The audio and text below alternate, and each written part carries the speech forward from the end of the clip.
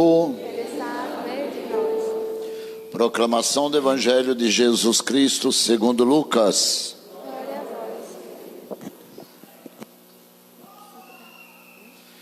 Estava chegando o tempo de Jesus ser levado para o céu. Então, ele tomou a firme decisão de partir para Jerusalém. Enviou um mensageiro à sua frente. Esses puseram-se a caminho, entraram no povoado dos samaritanos para preparar a hospedagem para Jesus. Mas os samaritanos não receberam, pois Jesus dava a impressão de que ia a Jerusalém. Vendo isso, os discípulos Tiago e João disseram: Senhor, queres que mandemos descer fogo do céu para destruí-los? Jesus, porém, voltou-se e repreendeu-os, e partiram para outro povoado. Enquanto estava caminhando, alguém na estrada disse a Jesus: Eu te seguirei para onde quer que fores. Jesus respondeu: As raposas têm tocas e os pássaros têm ninhos, mas o Filho do Homem não tem onde repousar a cabeça. Jesus disse a outro: Segue-me. E este respondeu: Deixa-me primeiro ir enterrar meu pai. Jesus respondeu: Deixe que os mortos enterrem os seus mortos, mas tu vai anunciar o reino de Deus. Um outro ainda lhe disse: Eu te seguirei, Senhor, mas deixa primeiro despedir dos meus familiares. Jesus, porém, respondeu-lhe: Quem põe a mão no arado e olha para trás, não está apto para o reino de Deus. Palavra da salvação. Glória a vós, Senhor. Vem, Espírito.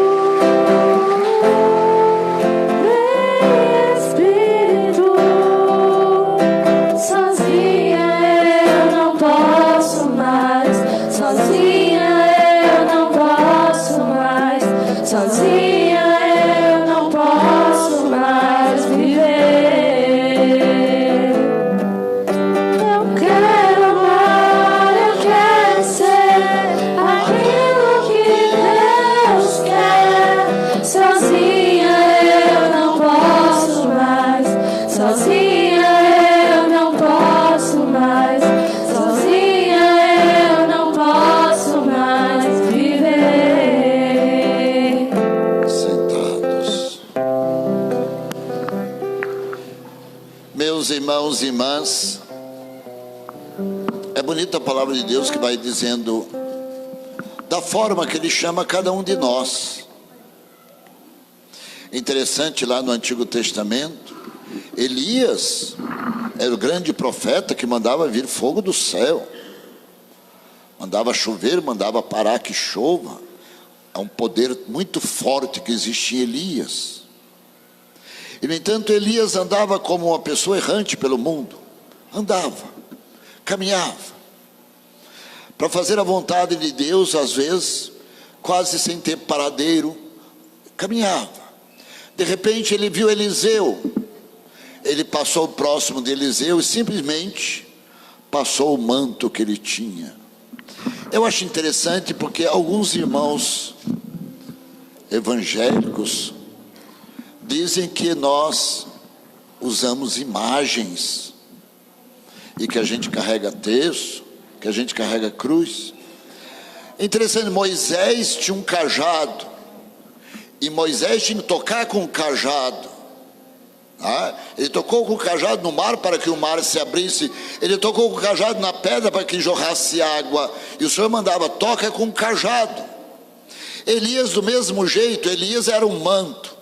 Aonde ele tocava o manto, era um manto que ele tinha, quase que um escapulário que ele usava. Lógico, não era de Nossa Senhora, mas é a espécie de um manto para dizer assim: estou revestido do poder que vem do alto, não do poder deste mundo. O que é este mundo? Ele não tinha paradeiro, ficava nas montanhas, ficava perdido, andava pelo meio do deserto, andou 40 dias no meio do deserto, com um pão. Ele passou 40 dias e 40 noites andando, feito um errante, sem parar. Elias faz a gente refletir muito com o pão que o Senhor mandou pelos anjos para ele, com um pão. A gente reflete: o Senhor, pão vivo descido do céu, com este pão nós temos uma vida inteira pela frente. Meus irmãos e irmãs, passou perto de Eliseu, tocou, passou com o manto na cabeça de Eliseu. Eliseu sentiu aquele chamado: eu tenho que ir junto com ele, eu tenho que ir junto com ele. E pediu: deixa eu voltar para despedir, dar um beijo na minha mãe e no meu pai. Ele disse: vai e volta logo. E ele foi lá, pegou a canga dos bois, que carregava a colheita, o arado, né, que rasgava a terra, tudo mais, pegou aquilo, fez uma lenha, e pegou o boi, partiu o boi, sacrificou o boi, e ofereceu para todos os seus familiares aquilo que ele tinha, o que Eliseu tinha, aqueles 2 bois, aquelas cangas, aquele arado. É o trabalho dele, era o serviço que ele tinha, e ele ofereceu isso no verdadeiro sacrifício, alimentando os seus familiares, despediu e saiu junto de Elias. Caminhou com Elias, caminhou com Elias, caminhou com Elias, e não tirava os olhos de Elias, e ainda pedia: eu quero uma porção dobrada do seu espírito. Ele pediu para Elias, tanta maravilha que ele via Elias fazendo: eu quero uma porção dobrada do seu espírito. E Elias disse: se você ver a hora que eu for arrebatado, quer dizer, não tire os olhos de mim.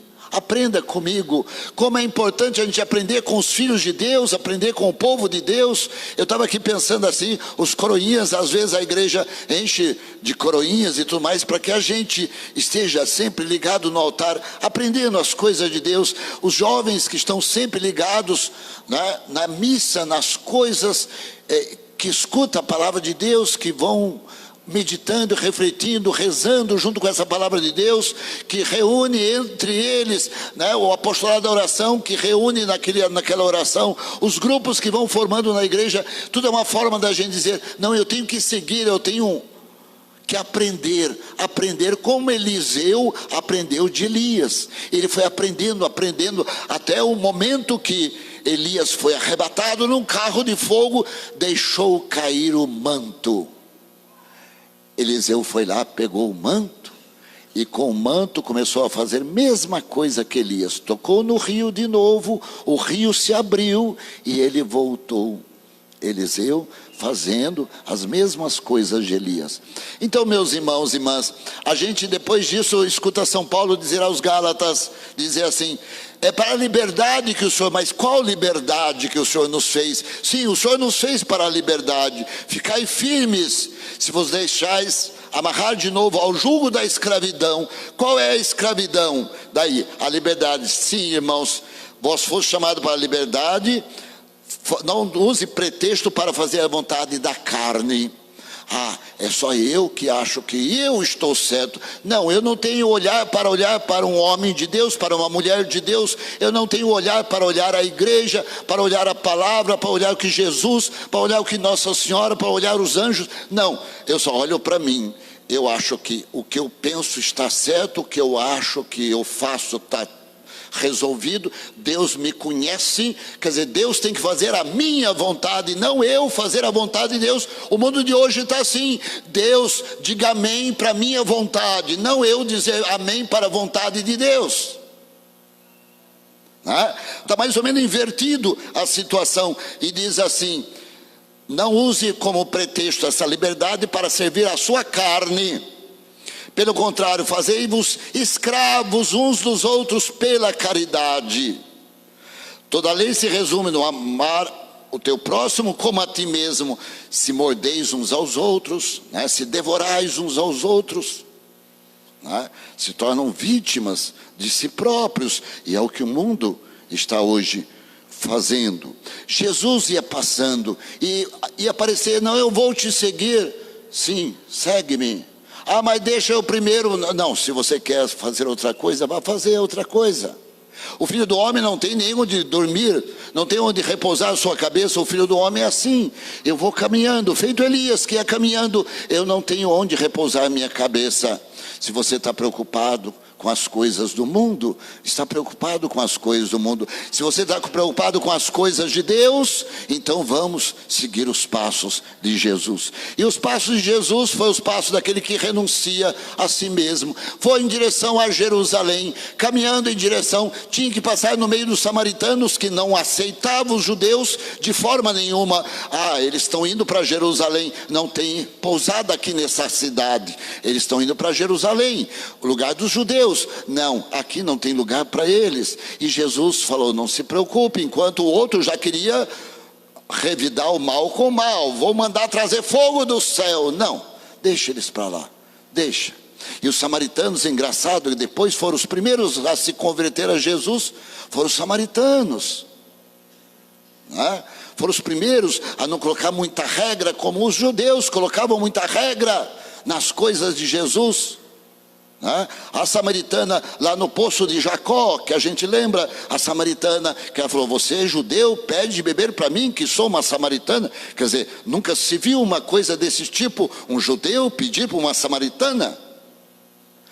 Se você soubesse quem te pede, você daria, e ele te daria uma fonte de água viva. Senhor, me dê essa fonte de água viva. Sim, samaritana tinha sede de água viva. Ela tinha sede de amor, sim, poderemos pensar. Ela tinha sede de amor, ela tinha sede de Deus, sede de paz, sede de alegria. Quantas sede, talvez, aquela samaritana. E, no entanto, a samaritana deu a água para Jesus, e Jesus saciou o coração daquela samaritana.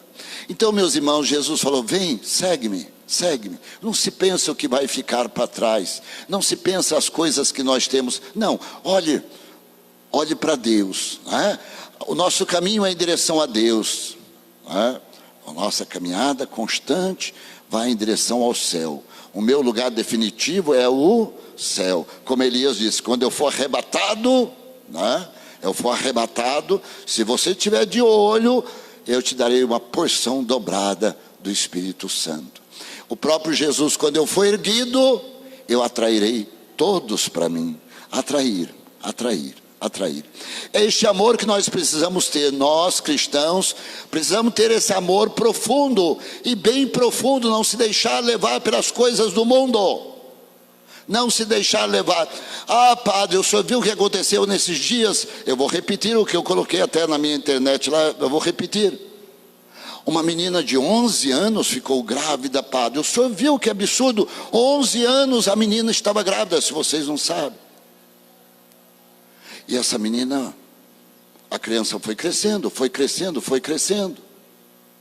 E eu vi o médico dizer, eu sou médico parturiente, eu sou médico que trabalha com essas coisas todas. Eu nasci de 7 meses, eu chorei sim, na hora que nasce chora, tira lágrima. E eu cresci, hoje eu sou um médico, e eu nasci de 7 meses.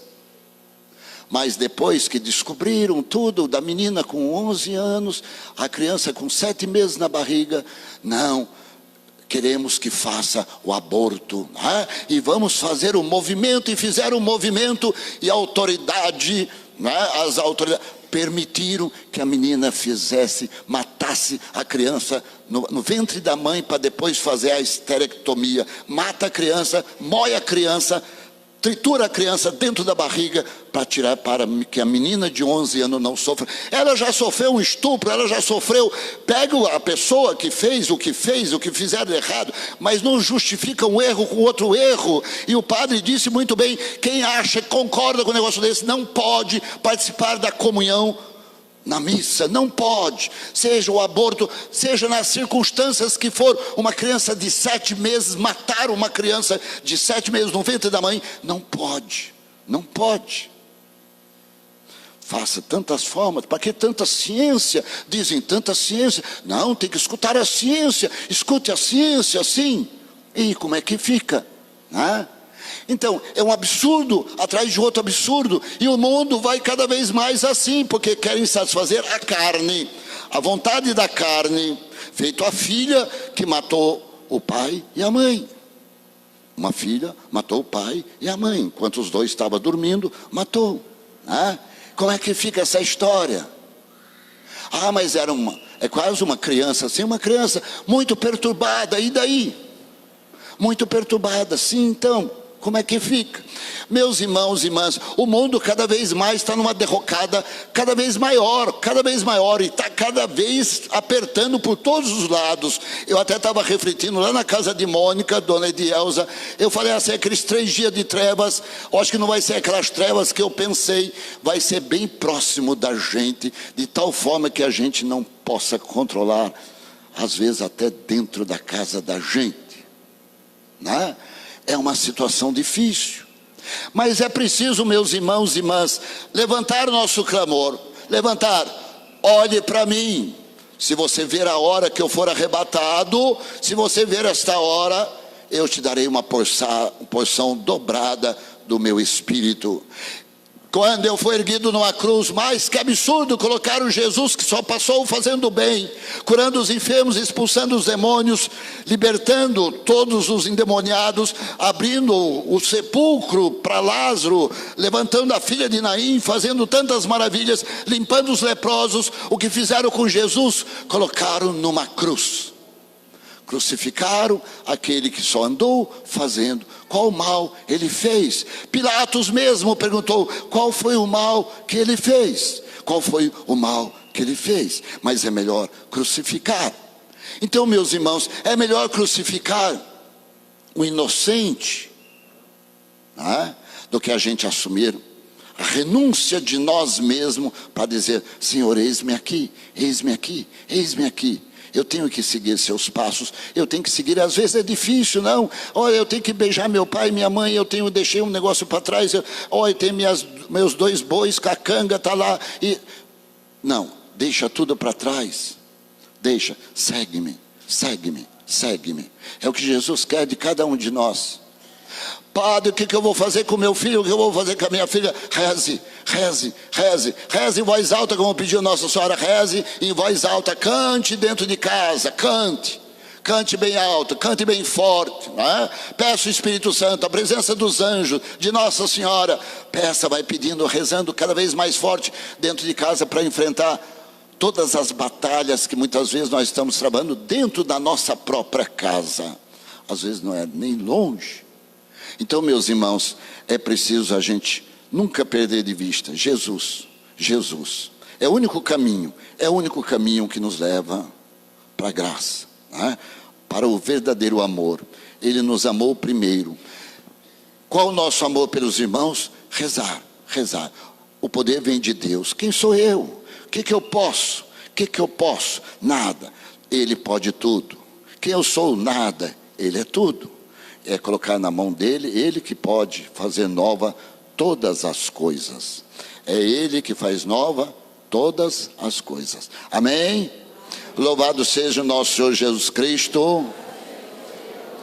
Creio em Deus Pai Todo-Poderoso, Criador do céu e da terra, e em Jesus Cristo, seu único Filho, nosso Senhor, que foi concebido pelo poder do Espírito Santo, nasceu da Virgem Maria, padeceu sobre Pôncio Pilatos, foi crucificado, morto e sepultado, desceu à mansão dos mortos, ressuscitou ao 3º dia, subiu aos céus, está sentado à direita de Deus Pai Todo-Poderoso, donde há de vir a julgar os vivos e os mortos. Creio no Espírito Santo, na Santa Igreja Católica, na comunhão dos santos, na remissão dos pecados, na ressurreição da carne, na vida eterna. Amém.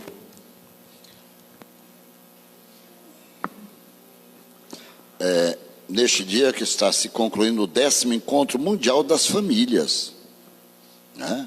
A gente falando de tantas situações difíceis que nós passamos dentro das famílias, está se concluindo 10º Encontro Mundial das Famílias. Então, quem tem jornalzinho, de um lado faz um, né? Vem, Ítala, venha, Ítala. Eu faço um, Ítala faz o 2. Vocês façam junto com Ítala a oração da Assembleia.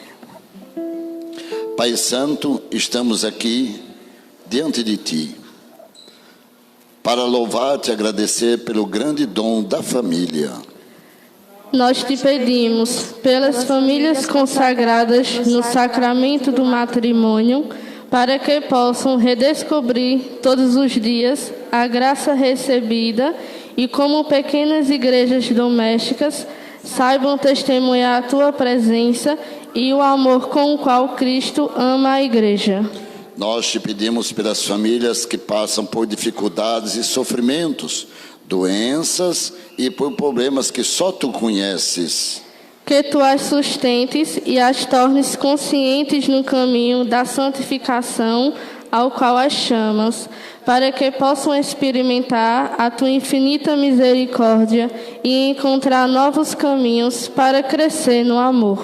Nós te pedimos pelas crianças e jovens, para que possam encontrar-se e responder com alegria a vocação que planejaste para eles, por seus pais e avós, para que sejam conscientes de ser sinal de paternidade e maternidade de Deus, no cuidado dos filhos, que na carne e no espírito tu confias a eles, pelas experiências de fraternidade que a família pode dar ao mundo. Senhor, concede que cada família possa viver a própria vocação à santidade na igreja, como chamado para ser protagonista da evangelização, a serviço da vida e da paz, em comunhão com os sacerdotes e em cada estado da vida. Todos respondam: abençoa o Encontro Mundial das Famílias. Abençoa o Encontro Mundial das Famílias. Amém. Amém. Vamos cantar o refrãozinho: abençoa, Senhor, as famílias. Amém. Abençoa, Senhor, as famílias. Amém. Abençoa, Senhor, a minha também. Abençoa, Senhor, as famílias. Amém. Abençoa, Senhor, a minha também. E olha para essa pequena imagem de Nossa Senhora. Peça que a mãe de Jesus seja a mãe da sua casa, a mãe dos seus filhos, a mãe da sua família. Que ela possa cobrir com o manto sagrado, como Elias passava o manto diante de Eliseu, ou sobre a cabeça de Eliseu. Que Nossa Senhora cubra com o seu manto todos da minha casa, da minha família, todas as pessoas que fazem parte do meu convívio, da minha caminhada, por cada um deles.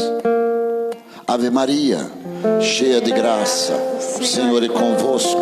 Bendita sois vós entre as mulheres, bendito é o fruto do vosso ventre, Jesus. Santa Maria, Mãe de Deus, rogai por nós, pecadores, agora e na hora de nossa morte. Amém. Nosso irmão estava dizendo que na TV Evangelizar, né? Estava dizendo que uma beata dessa, lá do Juazeiro, está para ser canonizada também, né? Nós temos uma outra mártir, uma mocinha que foi mártir aqui no Brasil também, que está sendo, vamos dizer assim, já foi autorizado a santificação dela também. Assim como nós tivemos já tantos outros santinhos aqui no Brasil, e Deus queira que apareçam muitos outros santos, como Frei Damião também, né? E tantos outros santinhos por todo o nosso povo, para que se santifique cada vez mais pela intercessão da mãe. Benigna é a mocinha, né? Benigna é a mocinha que é da onde ela? Parece que é do Rio Grande do Norte, né? Por aqui, que ela também foi, ou é de Fortaleza, um negócio assim, que também vai ser canonizada. Por todas essas pessoas, para que realmente sejam santificadas. Ave Maria, cheia de graça, o Senhor é convosco. Bendita sois vós entre as mulheres, bendito é o fruto do vosso ventre, Jesus. Santa Maria, Mãe de Deus, rogai por nós, pecadores, agora e na hora de nossa morte. Amém. Meu pai tinha um movimento que ele participava e ele dizia, tinha uma musiquinha que dizia assim: se você no céu conseguir entrar, abre um buraquinho para eu passar. Se você do inferno não escapulir, tape o buraquinho para eu não cair. Aê, aô, aê, aô. Tá vendo? É assim, se você no céu conseguir entrar, abre um buraquinho para eu passar. Se você no céu conseguir entrar, abra um buraquinho para eu passar. Se você no inferno não escapule, tape o buraquinho para eu não cair. Aê, aô.